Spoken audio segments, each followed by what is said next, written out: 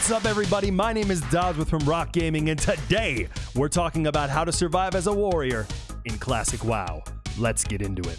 Being a warrior is kind of a big deal. Gotta make sure you get at least 8 hours of sleep every night, make sure you have a hearty meal, and have a little bit of time to yourself to plan out your day in the world of Azeroth. Going out there without planning for adventure is just irresponsible. So let's talk about some things that will help you easily go about your day, because this is going to help you gain some quick levels and a huge pile of gold. Rule number 1, be frugal. Only buy what you need, and make sure you avoid impulse buying. You don't need that flashy new item because it's probably going to be replaced within a day or so. Also, make sure you work the auction house and find an add-on to assist you. Even putting the smaller things up in the auction house is worth it, if the deposit is reasonable. And remember, if a zone is close by, run to it. You don't need to waste money flying out, unless you're pressed for time. But face it, you got all the time in the world. Rule number 2, meal prep. Most people are too lazy to cook in the game, but like real life, it's quicker just to buy the pre-made option from your local grocery store. Don't forget rule number 1 though, food can be expensive, so make sure you befriend a mage. Mages can make food and water that is, but we don't drink water, we're warriors. But remember, don't buy too much from them, because food only lasts 15 minutes after logging out.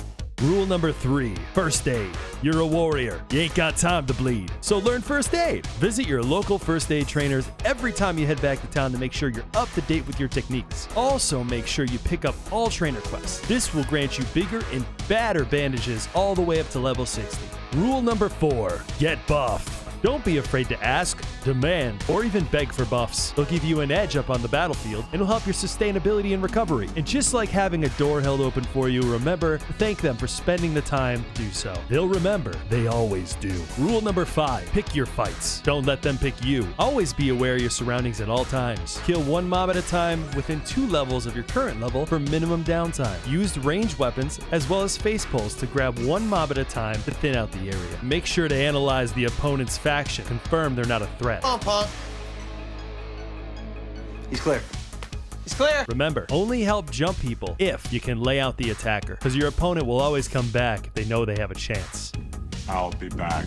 Rule number 6, remember to heal. Stack Spirit pre-level 40 for a faster recovery time between pulls. You'll be amazed at how fast you recover from stacking this at a low level. Attack mobs until your health is about half. Pop Blood Rage, bandage, then charge the next mob. This technique will put you into combat to get you a small pool of rage to start the next fight. It will heal you, then drop you into combat by the time the bandage is done. When your health hits a low point, sit back, enjoy a cold beer, and eat up. Rule number 7, just dance. Macro your stance dances to equip the correct items to perform certain tasks. Hitting one button to equip items and pop skills saves valuable time and can also save your life. Stance dancing to silence, charge, and overpower feels so good, and it gives you the character control to look like a gaming god. I'm also planning to do a video at 60 to discuss the macros I currently use and also plan on using throughout the rest of the game. Rule number 8, mount up. Buy your mount as soon as possible. This allows you to run past mobs with ease and minimize downtime between quests, pulls, and just about anything distance related. Now remember, you need to get off your mount to do